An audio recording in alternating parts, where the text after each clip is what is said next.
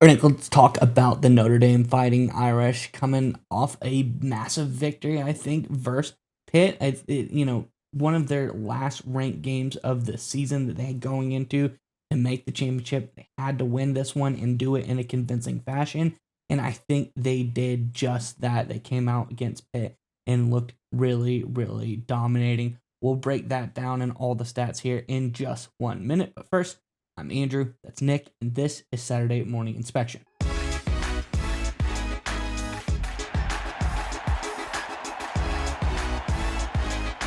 right, Nick, as I alluded to, Notre Dame came out and had a dominating win over Pitt, that 37-15.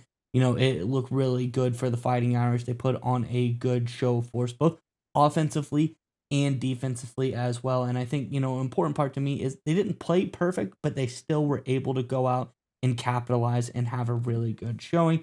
So let's look at the team stats breakdown and kind of look through the matchup between Notre Dame and Pitt and just see how everything broke down. And as you can see here, first downs relatively close here for these teams. But one thing I thought was very interesting, Notre Dame able to shut Pitt down on third down attempts. Very good for the defensive side of things, 0 of 13 there for them. Dominated them, almost doubled them in total yards, almost 400 yards for Notre Dame to 219 to Pitt. So Notre Dame really great. They did well passing the ball, the 2 interceptions.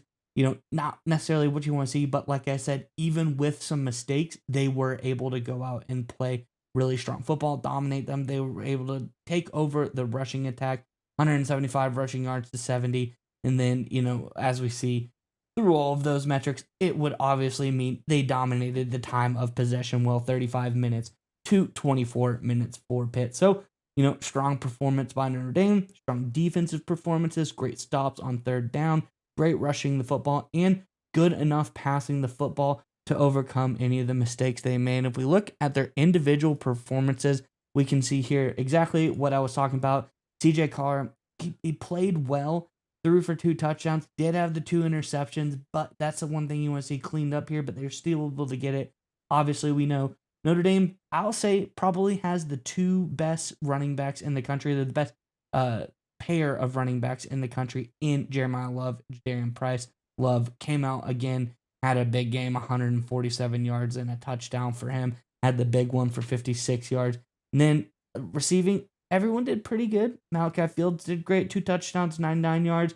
But just overall, a strong performance by Notre Dame. And that's the key here for me is when this team came up into Pitt, we saw them. They had to, have a strong couple wins against weak opponents the last couple of weeks. Now we need to see them against a ranked opponent. Can they come out and be able to dominate in a game like that? They were able to do it. I think they have now cemented themselves as one of the top teams to make it into the college football playoff. Obviously, they have to play out the rest of the season, but schedule for them isn't too difficult for that rest of the season. But Notre Dame did what they had to do in a dominating fashion. I'm really excited about what we saw for the Fighting Irish.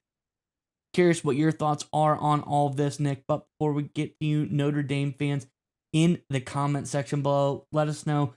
All around game, there's a lot of great performances by everybody, but let us know who do you think deserves the MVP in this matchup? Who do you think the MVP of Notre Dame versus Pitt was? Leave your question or your answer to the question in the comment section below. But Nick, nonetheless, what do you think about all of this for the Irish?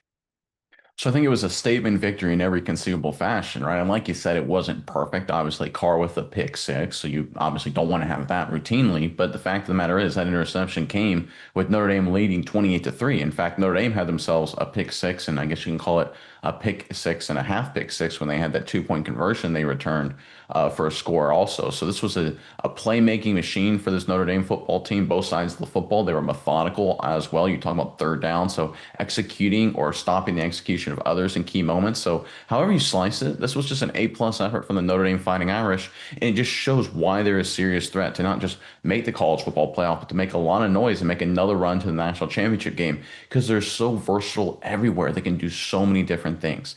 That's the key of a championship team, right? In today's day and age of college football, we talk about this all the time. It's no longer, hey, do you have that awesome running back or awesome quarterback, the Cam Newton that can just carry you to a championship? You need to be a multifaceted, multi-layered team, and that's what Notre Dame has become. Offensive passing attack has its moments. Running game is outstanding. Defense is outstanding at all three levels. Offensive line good, coaching good, special teams good, right? Depth is there, right? Everywhere you look at, this is a team that is just set up to win playoff games, and we saw that against Pitt. And I think it looks very well for them going forward.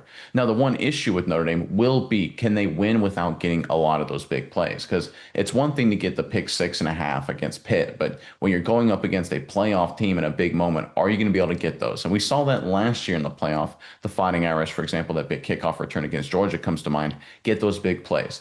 I would like them to rely a little bit more on being methodical at times. But listen, if the big plays aren't working, you can't, if you have a big play, you don't tell your guy to take a knee 10 yards into it. So, I don't blame them for getting them, and I don't blame them for executing at that level. I just wonder when they get to those big moments, if and when I think those big plays don't show up, will they be able to methodically execute against good football teams, against real good football teams? We've seen them do it against, solid teams and bad teams, but can they be methodical against the best of the best? And I think that's the big question for Notre Dame going forward. I certainly think they can, right? But I do look back at that early season game against Miami and those early season game against Texas A&M. I know that was, first 2 weeks of the season, but there are some concerns there that they, on a per play basis, did not do great in either of those games. Will that rear its ugly head when we get to the playoff? That's my one concern. But if you look at where this team is, just in terms of performance, in terms of talent, in terms of coaching, they're A+ across the board right now, and they look like a serious contender in the college football playoff. Yeah, Nick, and I think if we go back, through the weeks, when we look at, the football, college football playoff futures right now, Notre Dame is positioned squarely in fifth as best odds, plus 1100 to make the college football playoff right now. This obviously hasn't had this win factored into it, but I think this win is just going to move them up even higher. So the teams above them, Georgia, A&M, Indiana, and Ohio State, these are teams that I think, Notre Dame specifically can match up well against them going into the playoffs. So they play a style of football I don't think anyone wants to meet, with that rushing attack and the great defensive play. So I think Notre Dame positioned well. But one thing that caught my eye browsing through the games that happened this weekend, we go back, we see Notre Dame, the win against Navy, the domination against Navy, 49-10 victory last week.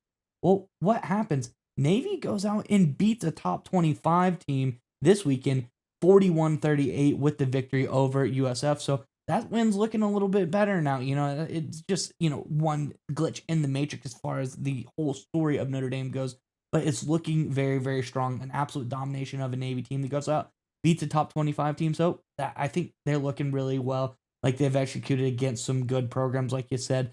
So come playoff time, are they going to be able to make the run? That's the question now. We're pretty much there. I'd say we're 99.9% sure they're going to make the playoff, but how are they going to execute against the good teams going forward? I want to see clean football the next 2 weeks versus obviously inferior opponents in Syracuse and Stanford. They need to play good games, dominating games, don't make so many mistakes. So I think that's the key going forward for the Irish to get ready for this college football playoff. But nonetheless, great win for them, and they're looking really strong coming up into this championship season.